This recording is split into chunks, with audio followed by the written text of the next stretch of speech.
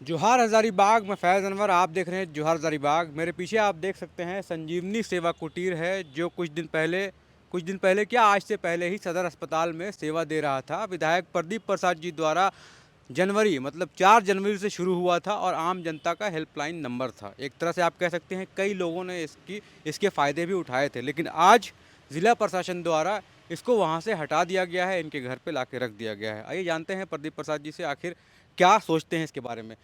ये वहाँ पे सेवा दे रहा था, अब यहाँ पे आ गया है। क्या आपको लगता है क्या होना चाहिए, क्या हो रहा है? देखिए, होना तो नहीं चाहिए था। बहुत दुर्भाग्यपूर्ण है उन गरीबों के लिए जो उनके पास 100, 50, 500 नहीं होता था, उसके लिए लोग खड़े रहते थे हम लोग। और उनके पास दवाई के पैसे नहीं होते थे, दवाई देते थे, खाने का पैसा नहीं होता था, खाना देते थे। एम्बुलेंस का ज़रूरत होता था तो एम्बुलेंस से लेकर रिम्स जाते थे। कोई डेथ कर गया तो उसके घर जाते थे। पोस्टमार्टम करने में देर होती थी तो वहाँ हम लोग पोस्टमार्टम करवाते थे कि अगर 9 बजे से टाइम है तो 9 बजे आपको आना होगा। दिन भर लोग छटपटाते रहते हैं जिनके परिजन मर गए। कोई स्ट्रेचर लेके उसको उठाने वाला नहीं, तो मेरे लोग लेके स्ट्रेचर में लेके वहाँ तुरंत इलाज करवाते थे। कहीं दलाल लोग को यहाँ मौका नहीं मिलता था कि प्राइवेट नर्सिंग होम में भेजें। तो इसका षड्यंत्र का शिकार हो गया संजीवनी सेवा कुटीर। हम लैब भी लगाना चाह रहे थे कि हाँ एक लैब भी हो जाए। मैंने बोला भी था, आप लोग के मीडिया में भी बोला था कि जिसमें फ्री इलाज होगा। लैब भी लगाना चाह रहे थे। डॉक्टर की मनमानी बंद हो रही थी, नर्सों को ड्यूटी करना पड़ रहा था, वार्ड बॉय को ड्यूटी करना पड़ रहा था, और हम लोग प्रेशर दे रहे थे। अभी देखे होंगे कि रात में ठकठका रहे हैं डॉक्टर लोग, दरवाज़ा नहीं खुलते, लोग मर जाते हैं, प्राइवेट नर्सिंग होम में चले जाते हैं। तो इस बात को अगर हम लोग उजागर करते हैं तो गुनाह है। डॉक्टर को आप ड्यूटी करने बोलेंगे तो ये गुनाह है। अगर दवाइयाँ नहीं है, इलाज नहीं हो रहा, लापरवाही हो रहा, तो उसके बारे में बोलना गुनाह है। लोगों के साथ किस बिल्डिंग में क्या होगा लेके जाना गुनाह है। औरतों में अगर 20 दिन से इलाज नहीं हो रहा तो उसको बोलना गुनाह है। तो ये सारी चीज़ों को उन्होंने गुनाह साबित कर दिया कि हम लोग पाप काम कर रहे हैं। यहाँ तक कि हमारे बच्चे लेडीज़ हाँ, रूम एक में आरोप जाके फारोक परसों लगाया। रूम में झांक के देखते हैं लेडीज़ लोग को गंदी नज़रों से। ये सभी गंदा इल्ज़ाम लगाते हैं उन बच्चों पे जो बच्चे पढ़ रहे हैं, अच्छे घरों के बच्चे। कभी कोई छोटा सा इल्ज़ाम सदर अस्पताल का कोई कर्मचारी लगा दे तो राजनीति भी छोड़ देंगे हम। अपने बच्चों को अब दूर भेजने की जरूरत नहीं। अपने सामने बनाइए उन्हें डॉक्टर और इंजीनियर। ज्वाइन कराइए आकाश इंस्टीट्यूट, जहां हो चुका है मेडिकल और इंजीनियरिंग के लिए प्रवेश प्रारंभ। Aakash Hazaribagh, first floor, above Reliance smart point, Atal Chowk. इतना गंदा और घटिया इल्ज़ाम लगाते हैं। मंत्री जी के दिमाग में क्या चलता है कि मंत्री के लायक हैं या नहीं है, पूरी जनता जानती है। इनको अगर सुधार करना था तो जो भी जनप्रतिनिधि जहाँ का विधायक, उससे पूछना चाहिए था क्या क्या कमी है। चलो भाई साथ में करेंगे। पहला दिन हमको विधानसभा से उनसे झमेला हुआ, उस दिन भी मैं विधानसभा में बोला था, पहला मेरा भाषण था, और उस दिन हम उसको बोले थे अगर वहाँ एक भी राजनीतिक गतिविधि मिलेगा या कोई लोगों भारतीय जनता पार्टी का मिलेगा, मैं तो विधायक पद से इस्तीफा दे दूंगा। इसमें भी तो समझना चाहिए था। मैं वहाँ फिर बोला था आपके साथ कंधा से कंधा हम लोग हाथ मिलाकर तैयार हैं, जमीन में बैठ के काम करेंगे, आप सहयोग कीजिए। तो कौन सी बुरी बात हो गई? जैसे शुरू में जब स्टार्ट हुआ था 6 महीना पहले जनवरी में, तो उस टाइम सहमति थी, क्या हुआ था मतलब ये जानना नहीं, चाहते हैं, क्योंकि उस सारे टाइम में लोग थे, सारे 6 सांसद, 2 विधायक, सांसद आए थे, 4 विधायक आए थे, 8 सब विधायक थे, 8 8 विधायक, 2 विधायक सांसद आए आए थे। थे, हाँ, प्रशासनिक पदाधिकारी थे, सीएस थे, सुपरिटेंडेंट थे, हाँ। सारे पदाधिकारी तो थे। फिर क्यों डीसी को प्रॉब्लम बोला हुआ? गया था, एसपी को बोला गया था, टाइम पे नहीं आए, बाद में आए, सारे लोग आए, अच्छा काम हो रहा था। आज भी प्रशासनिक पदाधिकारी बोल रहे हैं काम मजबूर है, उनकी कोई गलती नहीं है। हमारे डीसी साहब बहुत अच्छे सेंसिटिव में है, उनको दर्द है कि अस्पताल में होना चाहिए, वो भी हमारे तरफ है। लेकिन सरकार में हो तो क्या करें, उनको तो उनका आदेश मानना होगा। डीसी साहब हो गए, एसडीओ साहब हो गए, सीओ हो गए, सारे लोग सपोर्ट कर रहे हैं।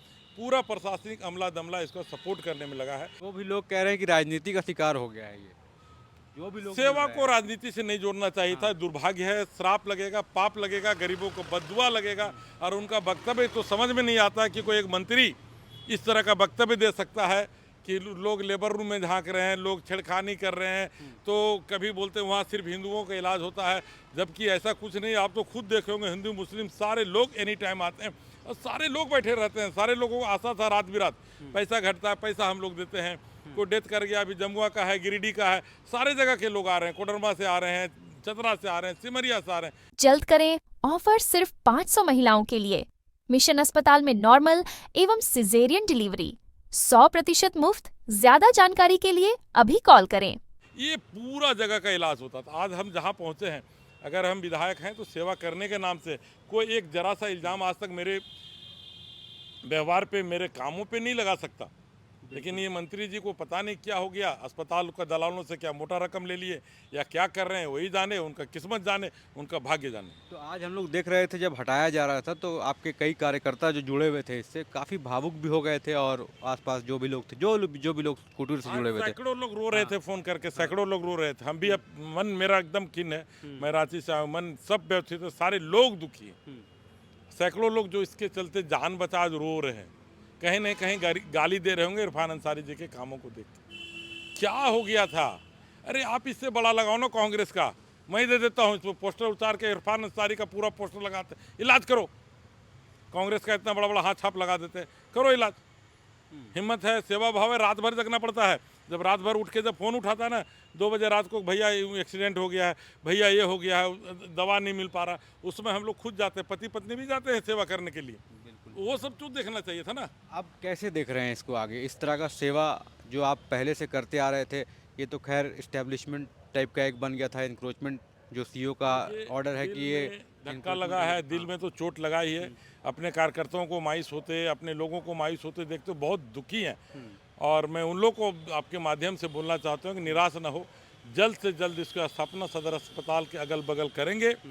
और एक अस्पताल बनाने का मेरा जीवन का लक्ष्य है, जिंदा रहे तो मैं उसको पूरा करके दिखाऊंगा, और वो लक्ष्य को मैं भी बहुत जल्दी पूरा करने वाला हूं। बिल्कुल। तो देख सकते हैं हज़ारीबाग के एमएलए प्रदीप प्रसाद जी का साफ ये नारा है कि सेवा कुटीर हट गया तो कोई बात नहीं, हम लोग एक अस्पताल खोलकर दिखाएंगे। और देखना यही है कि हज़ारीबाग वासियों को जिस तरह से फ़ायदा हो रहा था, अब क्या होगा, हेल्पलाइन क्या उन्हें मिलेगा, क्या उन्हें सही इलाज, कहाँ से इलाज कराना है, कब जाना है, कहाँ से नंबर लगाना है, ये सारी बातें सही टाइम पे मिल पाएगी कि नहीं।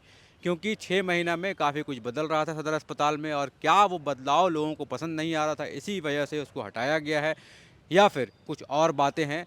और इससे भी जुड़ी और बातें हम लोग बाद में करेंगे, लेकिन अभी हम लोग बात कर रहे थे विधायक प्रदीप प्रसाद जी से, जो बहुत भावुक हुए, इनके कार्यकर्ता बहुत भावुक हो गए हैं जब ये सेवा कुटीर को सदर अस्पताल से हटाया जा रहा था।